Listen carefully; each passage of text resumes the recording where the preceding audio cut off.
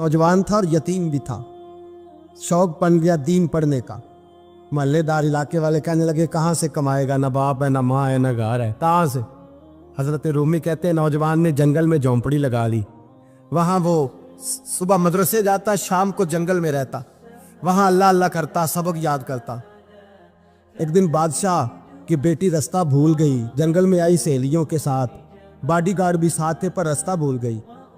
खोती खोती शाम हो गई, ऐसी खोई कि जब रात गहरी हो गई तो आके उस नौजवान के पास रुकी और चिल्लाने लगी। शेर के दहाड़ने की आवाज आती है, भेड़िए के बोलने की आवाज आती है। नौजवान अकेला, सहेलियां बिछड़ गई, गार्ड बिछड़ गए। कहने लगी मैं परेशान हूँ, मुझे जगह मिल जाएगी। नौजवान कहता मैंने शहजादी देखी और मुझे भी पता था कि घर एक ही है और आग को अंदर से दरवाजा भी बंद करना पड़ता है, जंगल जानवर भी आ जाते हैं। कहते मेरी छोटी सी कुटिया में, झोंपड़ी में वो आई, रो के कहने लगी सहारा कोई नहीं, अगर मैं पीछे निकलूंगी तो भेड़िए खा जाएगा। कहते मैंने उसे जगह दे दी। अकेली औरत, चिराग जल रहा है, सबक याद कर रहा हूँ। मेरे नबी पाक ने फरमाया जहाँ मर्द औरत अकेले हो तीसरा शैतान होता है। और शहजादी, वो बच्चा कहता है सबक याद करता रहा सारी रात। वो बच्ची को कहा सो जा, पर वो कहती है नींद मुझे भी कहाँ आई। ऐसे मौक़ों पर नींद, सारी रात सबक याद करता। थोड़ी थोड़ी देर के बाद चिराग जलता तो उस पर उंगली रखता, हाथ जलता तो पीछे खींचने, फिर दूसरी उंगली रखता, थोड़ी देर के बाद जलता तो खींचने, हाथ सारा जल गया। सुबह किरणें चमकी तो कहने लगा चल निकल जा, दौड़ जा, बस बड़ा सब्र का इम्तिहान हो गया, चली जा। शहजादी बाहर निकली, सिपाही ढूंढ रहे थे। बादशाह खुद जंगल में निकला हुआ था, मेरी बेटी मिल गई। बादशाह तन्हाई में जाके कहने लगा बेटा मैं दुनिया को बताऊंगा कि मेरी बेटी खोई नहीं थी, सिपाही साथ ही थे। ये बड़ा मुश्किल होता है, बेटी तो भूल के भी रात कहीं रह पड़े तो लोग जीने नहीं देते, तो बेटा मुश्किल हो जाएगा मेरे लिए। कहाँ थी? उसने कहा नेक नौजवान के पास। उसने कहा बेटा मैं तो तेरी बात मानूंगा पर दुनिया नहीं मानेगी। अगर उस नौजवान ने किसी को बता दिया कि तू उसके पास थी तो फिर लोग मेरा जीना मुहाल कर देंगे। बेटा मैं मर जाऊंगा, मेरी मजबूरी ये है कि वो कहीं राज ना उगल दे वो नौजवान, उसे कत्ल करना पड़ेगा। औरत ने मिन्नतें की, उस बेटी ने कहा मेरे मौसम को मारोगे, रोई। और वो कहने लगा मैं बादशाह, वो मेरा अपना वकार है, मैं उसको छोड़ नहीं सकता। गिरफ्तार कर लाए सिपाही। वक्त तय हो गया सजा का। अकेले कारकोशरी में रखा गया, जो उसके खास एतबार वाले थे उनकी ड्यूटी लगाई। बादशाह ने बुलाया, पहले बिलम आया।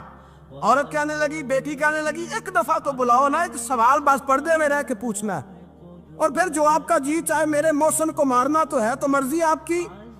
सामने खड़ा किया, नौजवान पर्दे के पीछे, औरत खड़ी हो गई। बादशाह बीच बैठ गया। बीबी कहने लगी सारी रात बेदार मैं भी रही, सोया तू भी नहीं। वो जो तू चिराग के करीब हाथ लगा के जलाता था वो समझ नहीं आई। नौजवान रो पड़ा, कहने लगा क्या करूं, मैंने रसूलुल्लाह का दीन पढ़ा है, क्या करूं, मैंने हुजूर का दीन पढ़ा है। मैंने पढ़ा है कि जानी को सबसे नीचे दोज़ख के सबसे निचले दर्जे में जलाया जाए, उसे जहन्नमियों का पीप और रेशा पिलाया जाए, कंद खिलाया जाए। ये रवायतें पड़ी हुई थी। थोड़ी थोड़ी देर के बाद शैतान मुझे कहता था बदकारी कर ले। मैं अपना हाथ उसी वक्त जब शैतान मशवरा देता तो मैं आग पे करता। मैं कहता अगर ये बर्दाश्त हो गई तो वो भी हो जाएगी। जब हाथ जलता तो मैं समझ जाता नहीं तुझसे तो ये नहीं बर्दाश्त होती तो वो कैसे होगी। फिर मुझे शैतान मशवरा देता कोई देख नहीं रहा, तो बुलाने नहीं गया, खुद आई, मैं दूसरी उंगली लगा देता। मैंने हाथ जलाया और मैं समझ गया जब छोटे से चिराग की इतनी सी शमा की आग नहीं बर्दाश्त होती तो दोज़ख कैसे बर्दाश्त होगी। कहता मैं बाज आया। बादशाह ने ये कहानी सुनी, लफ्ज सुने तो चीख मार के रोया। कहने लगा तालिब इल्म तू तो मेरे नबी का सच्चा गुलाम है, और मेरे रसूल के जो सच्चे गुलाम होते हैं उन्हें फांसियां नहीं दी जाती, उन्हें तख्त पर बिठाया जाता है। अब तुझे सजा नहीं होगी बल्कि मैं अपनी बेटी का निकाह तेरे साथ करूंगा और मेरे बाद इस सल्तनत का बादशाह भी तू ही बनेगा। अब वो नौजवान वहां नारे लगा रहा है, कहता लोगों तुम मुझे कहते थे दीन से क्या मिलता है, दीन से तो अल्लाह तख्त व ताज भी अता फरमा देता है। अगर नौजवान शर्मो हया वाले बन के रहे अल्लाह सारी इज्जतें दे देगा। देखे ना अल्लाह के फजल से इज्जत मिलती है, और जब कोई इज्जतदारों जैसा काम ही ना करे। एक बात और अर्ज करनी है पर वक्त थोड़ा रह गया। जवानों मैं ना जब कभी परेशान होता हूँ ना तो मैं ये वाली बात खोल के पढ़ता हूँ वाला, ये बात ढारस बनाती है। ढारस توانائی دیتی ہے, پورا مضمون باندھا ہے. اعلیٰ حضرت کہتے ہیں بہروپیہ تھا, مداری, روپ بدل بدل کے دکھایا کرتا تھا, بادشاہوں سے انعام لیتا تھا. ایک دن اورنگزیب عالمگیر کے پاس آ گیا, کہنے لگا میں روپ بدلوں گا, اگر آپ پہچان نہ سکے تو میں انعام لوں گا. آپ نے فرمایا میں کوئی ایسے ویسا بادشاہ نہیں, کہا مجھے دھوکہ دینا مشکل ہے. کہا نہیں میں روپ بدلوں گا. حضرت اورنگزیب عالمگیر بڑے نیک بادشاہ گزرے, بڑے پرہیزگار. وہ بہروپیہ کہنے لگا میں روپ بدلوں گا, آپ نہیں پہچان سکیں گے. فرمایا چل جتنا تیرے اندر زور ہے لگا لے.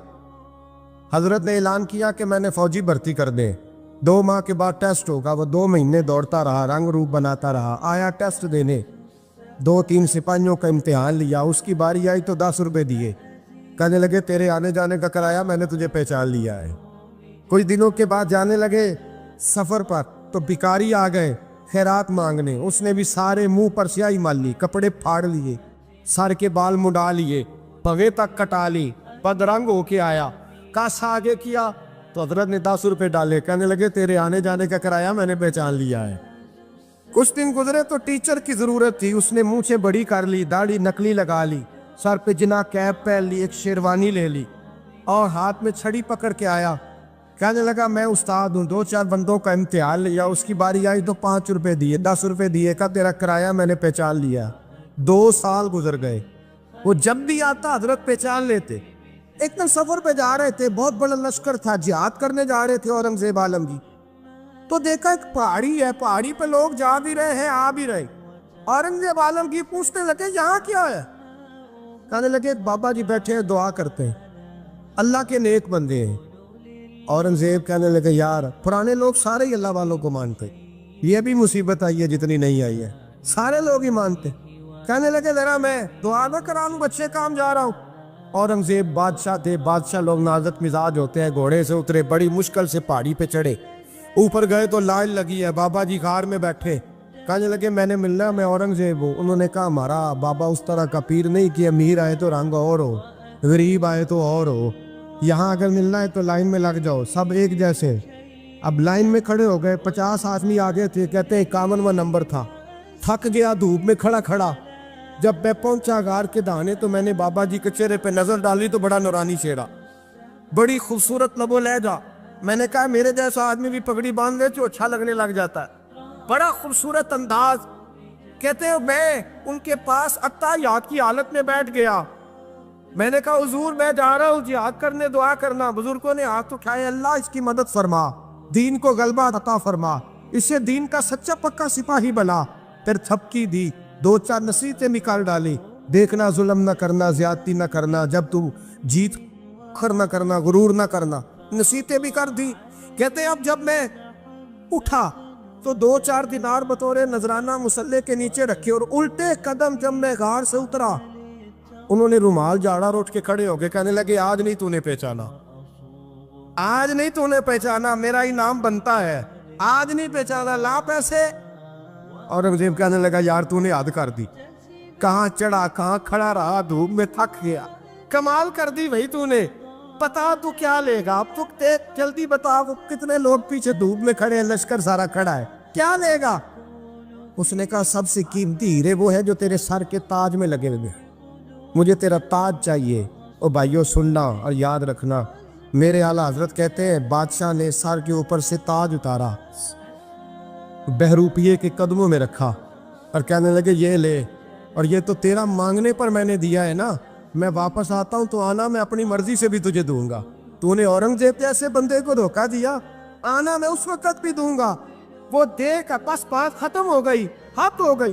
دے کر کہتے ہیں جب میں پلٹا نا واپس, بہروپیے نے آواز دی بادشاہ ٹھہر جا. تو میں نے پلٹ کے دیکھا تو کہنے لگے یہ اپنا تاج لے جا, اٹھا اور لے جا. میں نے کہا 2 سال بیت گئے تجھے محنت کرتے, آج قابو آیا تو لے جاؤ. کہنے لگا لے جا, مسئلہ سمجھ میں آ گیا. میں نے کہا مجھے بھی تو سمجھانا. کہتے ہیں وہ پھوٹ پھوٹ کے رویا, اس کی آنکھیں برس پڑی, سیلاب کی طرح آنسو بہہ نکلے, تڑپا اور رو کے کہنے لگا بادشاہ میں نے جھوٹ موٹ رسول اللہ کی غلامی اختیار کی تھی, جھوٹ موٹ کی داڑھی, جھوٹ موٹ کی پگڑی, جھوٹ موٹ کا فقر, میں نے جھوٹ موٹ نبی پاک کا لباس پہنا ہے, تو تیرے جیسے بادشاہوں کے تاج میرے قدموں میں آ گئے ہیں. अगर मैं सचमुच रसूलुल्लाह का गुलाम बनूंगा तो अल्लाह क्या कुछ अता फरमाए, अल्लाह कितनी नेमतों से नवाजे। मेरे आला क्या फरमाते हैं, आला हज़रत फरमाते हैं फरिश्ते भी करते हैं ताज़ीम मेरी। कौन जी? अल्लाह। ऐसा अकीदा भी कम मिलेगा जो बरेली के इमाम का अकीदा है, ऐसा भी कम। कहते हैं फरिश्ते भी करते हैं ताज़ीम मेरी। क्यों? फरमाने लगे फिदा हो के उन पर ये इज्जत मिली। बगदाद के एक दरवेश आलिम थे, तो वो जब भी नमाज पढ़ाते ना तो किसी ताजर की 2 बीवियों के बारे में दुआ मांगते। तवज्जो है मेरी बात पर? नमाज पढ़ाते तो कहते अल्लाह उस ताजर की 2 बीवियों को अपनी खास रहमतें अता फरमा। एक दिन लोग उनके गिर्द इकट्ठे हो गए, कहने लगे बाबा जी बताएं तो सही वो बीवियां कौन थी जिनके लिए आप दुआ मांगते? तो फरमाने लगे मेरे शहर का एक ताजर था, बहुत बड़ा ताजर था, मालदार था पर बे औलाद था। उसे बगदाद से मुल्क शाम जाना पड़ता था तिजारत करने, और कई कई महीने उसे शाम के मुल्क में रहना पड़ता था। उसने इस तरह किया कि वहां भी एक शादी कर ली। तो जो है ना मेरी बात पर, क्या कर लिया उसने? दूसरी शादी करना मर्द के लिए जायज़ है, तीसरी करना भी, चौथी करना भी भैया के वक्त, मगर अगर इंसाफ कर सके तो।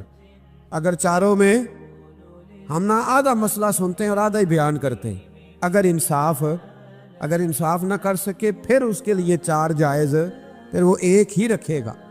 तो अजीज दोस्त, दूसरा निकाह कर लिया, शादी हो गई। अब वो वहाँ कुछ ज़्यादा वक्त गुजारने लगा, मालदार आदमी था, बीवी को मकान भी लेके दे दिया। अब वो जरा देर से आता वापिस, और जब आता भी तो उसके वो वाले अंदाज ना होते जो पहले हुआ करते थे। अब बीवी से बड़ा जासूस भी कोई नहीं होता, उसको तो पहले पता चल जाता है कि माजरा क्या है, उसे बड़ी खबर होती है। तो उसने महसूस कर लिया कि बदले बदले से मेरी सरकार नज़र आते। वो कहने लगी अब के जब आता जाता है तो इसके हालात कुछ बदले बदले से हैं, माहौल कुछ और है। उसने एक बूढ़ा आदमी जो उसका अजीज़ भी था और समझदार भी था उसको तैयार किया। कहने लगी अब के जब मुल्क के शाम जाए ना तो इसका पीछा करना और ख़बर करना कि कहाँ रहता है, कहाँ जाता है, क्या करता है। वो बूढ़े बुजुर्ग जो थे वो खातून के कहने पर कुछ उसने किराया भी दिया। वो उस ताजर के पीछे गए और वापस आके खबर दी। कहने लगे कि ये तो 2-3 साल बीत गए, इसने वहाँ भी शादी की हुई है, तुझे बताया ही नहीं। बीवी बड़ी समझदार थी, हौसला मंद, ज़ीरत, उसने शोर नहीं मचाया। उसने कहा कि मैं ना अब जब आएगा ना तो तरीके से बात करूँगी और पूछूंगी कि ऐसा क्यों किया। और ये भी उसने आके बताया कि अगर तेरे साथ निकाह के बाद उसे औलाद नहीं मिली तो औलाद वहाँ भी कोई नहीं, कि मुकम्मल तफसीलात। अब जब इस दफ़ा खामद आया तो आते ही वो बीमार हो गया, कमज़ोर होने लगा। अब खातून ने मुनासिब नहीं समझा कि आते ही धड़ाम से मैं उसके सर पर ये ठोड़ दूँ कि तूने निकाह किया हुआ है और मुझे बताया नहीं। वो जरा तसल्ली में रही, कुछ वो बीमार था, हौसला रखा, खिदमत करती रही। कुछ दिन गुजरे तो वो ताजर इंतकाल कर गया, फौत हो गया। अब राज खोल न सका, इद्दत गुजारी, और जब सारा माल जमा किया ना तो अशरफियों की बोरियां भर गई।